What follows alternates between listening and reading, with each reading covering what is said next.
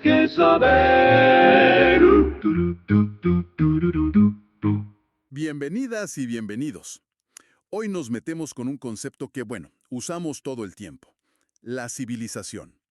Tenemos aquí unos materiales bastante completos que lo analizan, desde varios ángulos. La idea es simple. Entender qué es realmente una civilización, o sea, cómo surgen, qué las define. Y de paso, seguro descubrimos algún dato curioso. Así que, vamos a desentrañar esto. Exacto. Es una palabra que usamos mucho, ¿sí? Pero vale la pena, analizarla un poco más a fondo, sus componentes clave, su historia.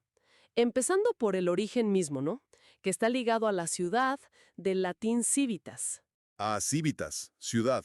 Entonces, la definición básica sería algo como una sociedad que tiene ciudades. Ese es un punto de partida, sí.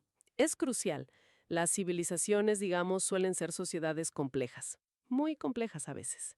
Se caracterizan por tener un estado ya desarrollado, estratificación social, o sea, jerarquías, clases sociales, ¿no? También urbanización, claro, las ciudades que decías, y sistemas simbólicos para comunicarse, como la escritura. La escritura. Ujú.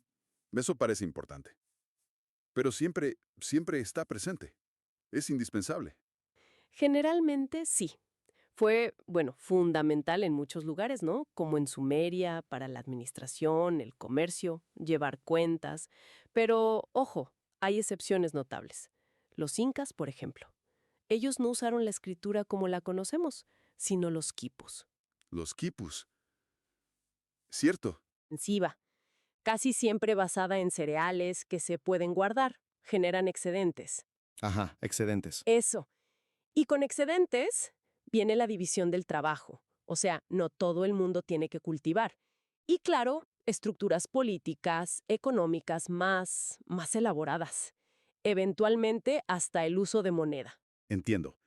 Y leyendo un poco los materiales, me llamó la atención que históricamente la palabra civilización como que se usaba para marcar una diferencia, ¿no? Como para decir, nosotros somos los civilizados y otros no. Una idea muy de la Ilustración parece. Así es, totalmente. Se contraponía a barbarie. Era una visión de progreso lineal, ¿viste? Como si la historia fuera una escalera hacia arriba. Y eso, bueno, tuvo sus críticas ya en su época. Rousseau, por ejemplo, advertía que quizás tanta civilización nos alejaba un poco de nuestra esencia humana. Es como nacen. Aparecen de golpe. No, para nada. Es un proceso largo. Empieza con la revolución neolítica, ¿recordás? Agricultura, que la gente se asiente en un lugar, sedentarismo. Y eso, digamos, culmina en lo que llaman la revolución urbana. Ahí surgen las primeras ciudades, los primeros estados. Piensa en Mesopotamia, Egipto.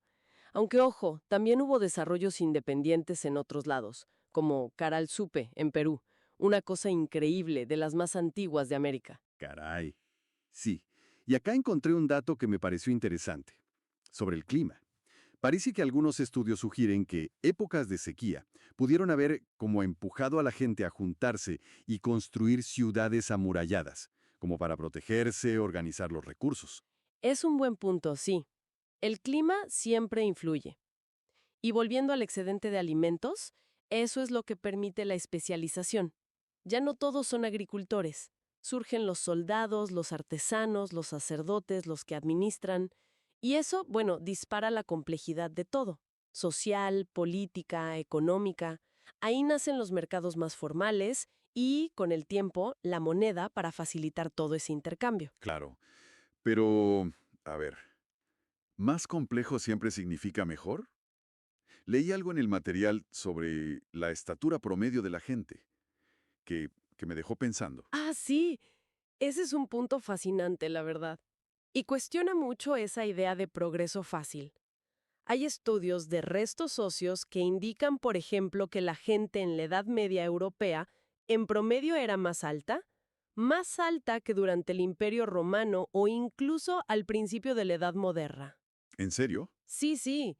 Incluso, fíjate, los indígenas de las llanuras de Norteamérica en el siglo XIX eran más altos que los europeos civilizados de esa misma época. La estatura es un reflejo de la nutrición, de la salud general. Así que nos hace preguntar si ese progreso civilizatorio siempre se traduce en bienestar para todos. No es tan lineal. ¡Qué dato! Realmente para pensarlo. ¿Y qué me dices de la identidad cultural? ¿Es lo mismo civilización que cultura? Mm, es una buena pregunta. Civilización también se usa para hablar de una esfera cultural muy amplia, ¿no? Que puede abarcar varias naciones, varios estados. Piensa en la influencia histórica de China en toda Asia Oriental, por ejemplo. Sería como la identidad cultural más abarcadora a la que una persona siente que pertenece. Y proteger ese patrimonio cultural, ese legado, es fundamental. Por eso existen organizaciones como Blue Shield International que se dedican justamente a eso, a proteger el patrimonio en zonas de conflicto o desastre. Entiendo. Ya para ir cerrando esta exploración, una pregunta casi obligada. ¿Las civilizaciones son eternas? Pues la historia nos muestra que no, claramente no. Pueden ser absorbidas por otras, fusionarse o simplemente colapsar. Volver a formas de organización social más simples. Las causas son un gran debate, ¿no? Se habla de daño ambiental, deforestación, cambio climático, también dependencia comercial excesiva, problemas internos, violencia, invasiones externas, como le pasó a Roma. O simplemente que la propia complejidad se vuelve insostenible, ¿no? Demasiado costosa de mantener. Entonces, resumiendo un poco, estamos hablando de estas sociedades grandes, complejas, casi siempre con ciudades, con un Estado, con jerarquías sociales, con agricultura intensiva, muchas veces con escritura o sistemas de registro complejos como los quipus, y una identidad cultural fuerte y amplia. Nacen de cambios enormes como la revolución agrícola y urbana, pero bueno, no son inmunes al paso del tiempo ni al colapso. Exactamente. Y para dejar una reflexión final, algo que mencionan los materiales es cómo estas redes entre sociedades se han ido expandiendo y expandiendo, hasta llegar a hoy, que hablamos de un sistema mundial, de globalización. Y esto, claro, nos deja una pregunta importante flotando en el aire, ¿no? ¿Estamos viviendo ya quizás en una única civilización global interconectada? Y si fuera así, ¿qué lecciones podemos o deberíamos aprender de todos esos ciclos de auge y caída de las civilizaciones del pasado para nuestro propio futuro colectivo? Una pregunta para seguir pensando. Todo lo que tienes que saber.